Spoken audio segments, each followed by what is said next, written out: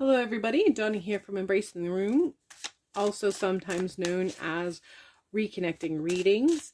And today I'm going to do a video on what it is that Spirit wants you to know right now, really kind of tapping into that message that you may need as you are working through whatever it is that you're working through, whether you're going through something or experiencing a situation that you need clarity on, or you just need some encouragement or support, or you just need some guidance or direction as you work through maybe awakening, a spiritual awakening, or your spiritual journey.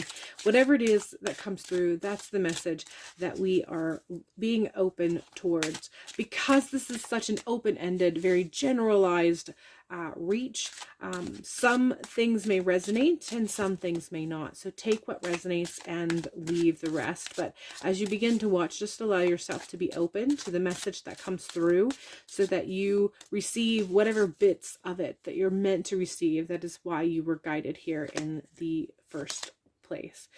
So we're coming in with overwhelm. I'm feeling very strongly that the reason why this is coming up is because as you've been going through this process of spiritual awakening, there has been this overall sense of just, it's too much. The awareness has been open too much. I'm being told that you really need to tap into really closing a little bit of the crown and third eye chakra. It's just kind of really been sort of opened and expanded really fast and quite a bit, to the point where it's just getting this huge outpouring, or rather inpouring, of information, and it's getting to the point where you're overwhelmed. And so there's a lot of you, if this is what you're experiencing, and what comes with that is an overall sense of maybe not feeling very grounded, and that's because you're receiving, or the third eye and or crown chakra is so open that what you're getting is actually more in volume than what your root chakra is operating at. So it's spinning faster if you think of them as wheels. If you just think of them as portals, they're open and allowing much more in than the root chakra is, which is your grounded chakra. So there's just an overwhelm of information. And so you really need to be allowing yourself to engage in activities that sort of have the third eye and or the crown chakra to be better balanced. Again, if you're thinking of them as wheels, maybe not spinning so quite so quickly. If you think of them as portals, maybe close them a little bit so that they're not so open and not so receptive of everything, all the things. So this is a problem that I feel is happening. And so that happens for a lot of people when they're going through an awakening. They get so engaged and they really start to participate in the activities that connect and engage and expand our intuition, our spiritual connections. And so that's almost a constant opening of the third eye, a constant opening of the crown chakra, because you want to be receptive and you want to know all the things and you want to connect with all the things and you want to have an understanding of all the things and you want to be that much intuitive and what have you. And the counter is usually go ground. And so then we try to go and ground and we try to stabilize and what have you. But in actuality, along with the grounding exercises, one of the things that you need to be doing is finding a way to close the eye chakra, the third eye chakra, or close the crown chakra just a little bit because they've been opened too much. And so if you are experiencing an overwhelm, even if the overwhelm that you're experiencing is manifesting in a physical way, I feel very strongly that this is connected to the spiritual aspect of your life right now. So even if ultimately all the things that you're experiencing is actually physical, I feel that the manifestation roots is within the spiritual. So do what you need to do. Excuse me while I blow out a candle. Do what you need to do to really start kind of sort of closing that a little bit. Not closing it off. We're not shutting it off. We're just closing it enough so that they're not so open and just allowing a total almost chaotic inpouring of spiritual stuff in the third eye and crown chakra. This can be very beneficial if at no other time, at least in the evening, so that you're resting better. So especially if you're experiencing kind of fitful dreams, or you're experiencing fitful nights where you're not getting good physical rest, one of the things that you can do is just before you go to bed, engage in some sort of closing of the third eye and closing of the crown chakra. And like I said, this isn't a closing off of, it's just closing a little bit, so it's not a gaping portal, or the wheel is not spinning in a chaotic, frantic way. And then support that closing of those chakras by trying to open up and really engaging in the root chakra, and that allows you to be more grounded, so that your grounded root chakra is not actually being overpowered by the excess in the third eye and crown chakra, or chakra, however you pronounce that. All right, so moving on, we have 10 of Cups, and it was reversed. And I read the cards in such a way that lets me know that this is saying that some of your emotional upset is connected with this. So I already tapped into the potential physical upset that you may be experiencing as a result of the third eye and or crown chakra being too open.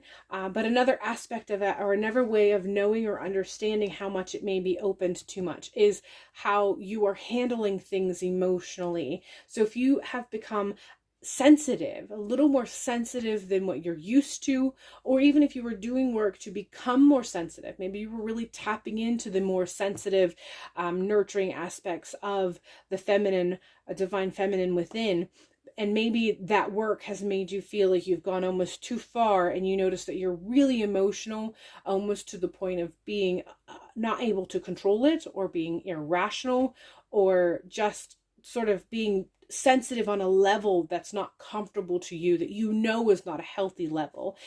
This is all in relationship, again, with that work that you've been doing.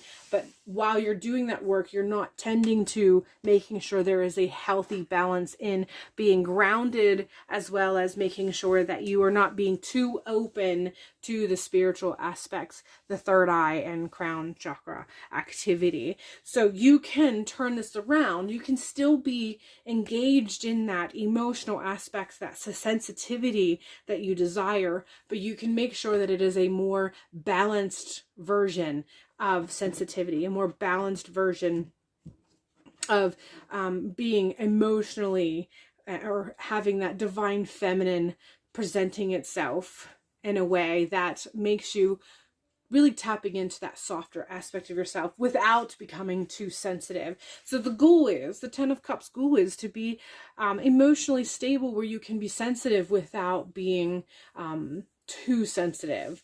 And so do the work that you need to do. And again, I know the go-to phrase for most people is to say, go ground yourself, get grounded, go grounded.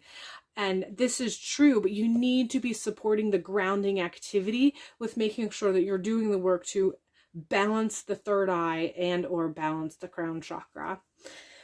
Moving on, we have the Knight of Cups. And this is really engaging in that being active in your emotional awareness.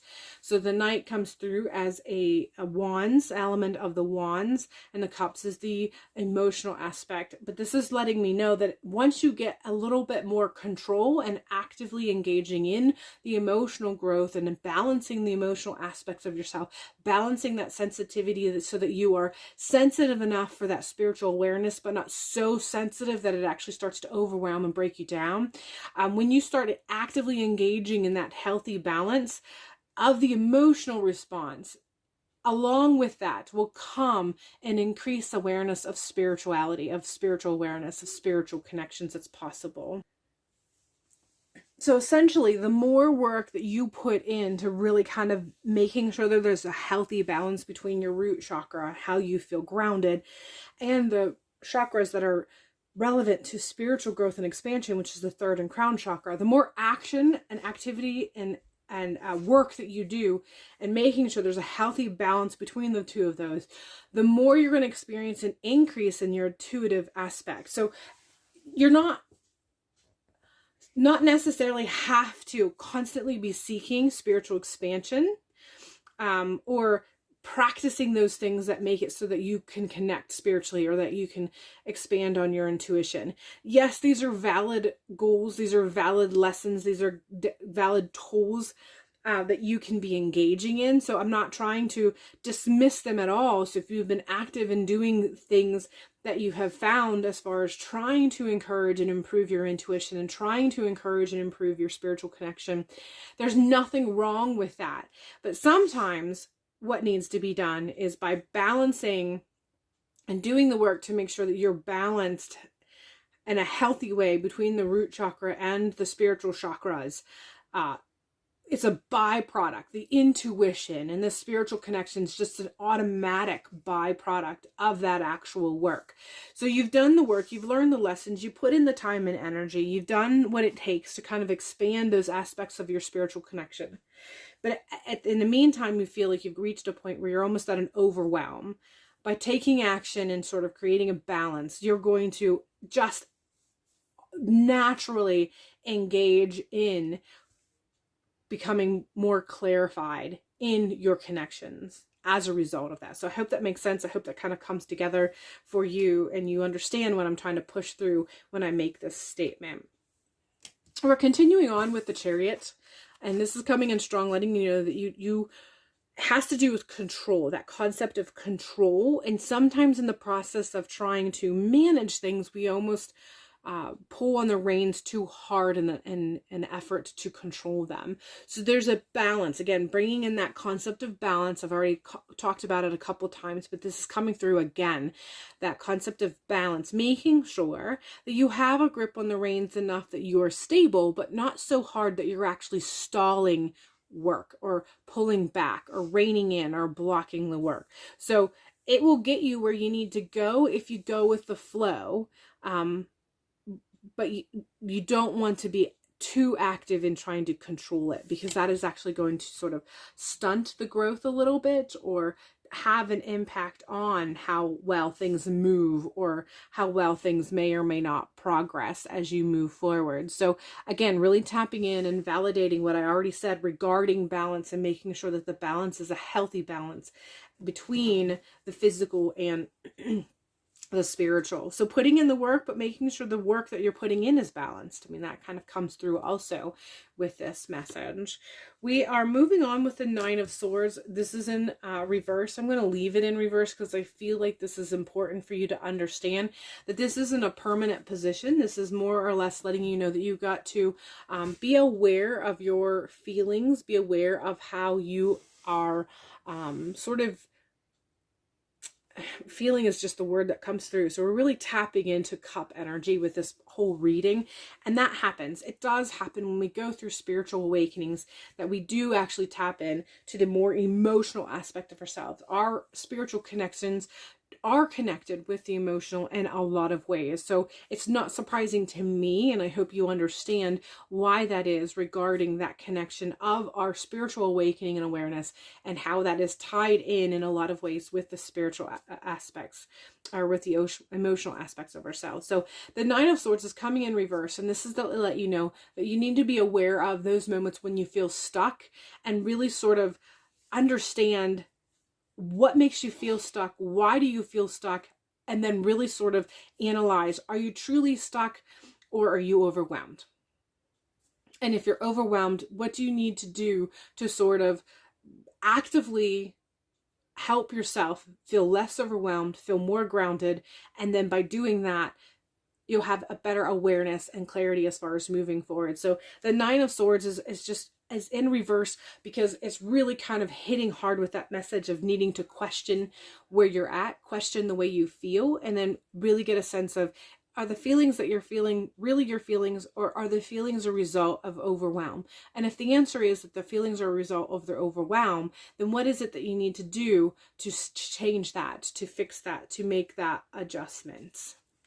We're coming in with the Lover's card next. And again, this is coming in strong with that connection, that concept of connection, that concept of making sure that that connection has chemistry, and that connection allows you to expand. When you think of a couple in a traditional sense, usually a couple is two that become one, but then you usually, when you become one, that usually means that you become three. And then if you continue to participate in that activity from a very mutual, loving and engaging, these very supportive concepts of the traditional concepts of lovers, you become more because you become a family. That expansion is what we're talking about, though. We're tapping into that analogy of that beautiful alchemic connection that makes it so that you become one with that, whatever you are connecting with. And by becoming one with that thing that you are connected with, you actually become 3, and then 4, and then 5, and then 6, and then, so on and so forth. And it just kind of transcends time, transcends energy, transcends where you're at now to where you want to go and beyond. So finishing, we have chaos. And I feel this is coming in strong to let you know, when you go through any form of transition, when you experience a transition, when you're going through any version or variation or phase of the death and rebirth cycle, there's always chaos. And the chaos actually breaks down the old, but the reason why it breaks down the old is because it is forming the new. It is giving way for space and energy and particles that can be brought together and eventually used to formulate the new. And so that is what you're tapping into. We're continuing on. I feel like I really need to pull this to kind of enhance what I've already said, add to it, expand upon that. We have the lava lamp. Again, that rotation of the one and how it becomes one, and then it separates into multiple, and then it comes back into one. And this all comes with time. This all comes over the course of time. But if you watch a lava lamp, if you've ever had one, or you've been interested in one, or just looked at one, you know that there's something very captivating of that process of how it morphs and then separates, and then morphs and then separates and moves. And you can be captivated, but the only way that you actually get captivated by that is if you spend time actually watching and observing.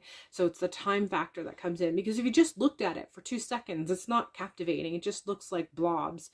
But if you really allow yourself to sit and meditate on the process of the lava lamp, you see the chaos, but you see the beauty in that chaos of morphing, separating, and morphing back into one, and separating, and how beautiful of a dance that can be. But the only way you can appreciate that dance, and the only way that that dance actually occurs, is over the course of time. It's spread out over time. So I hope this all has really helped you as you move through your spiritual journey, your spiritual awakening, wherever you are in that. Please know that if you would like a personal reading, I actually do offer personal readings. I will not reach out to you. You must reach out to me. So just look in the description box below, and there are links to my sites to lead you to whatever you may be interested in for personal readings. Other than that, I hope you have a beautiful journey, a beautiful awakening, and I hope it is a beautiful day for you, and we will see you in a future video.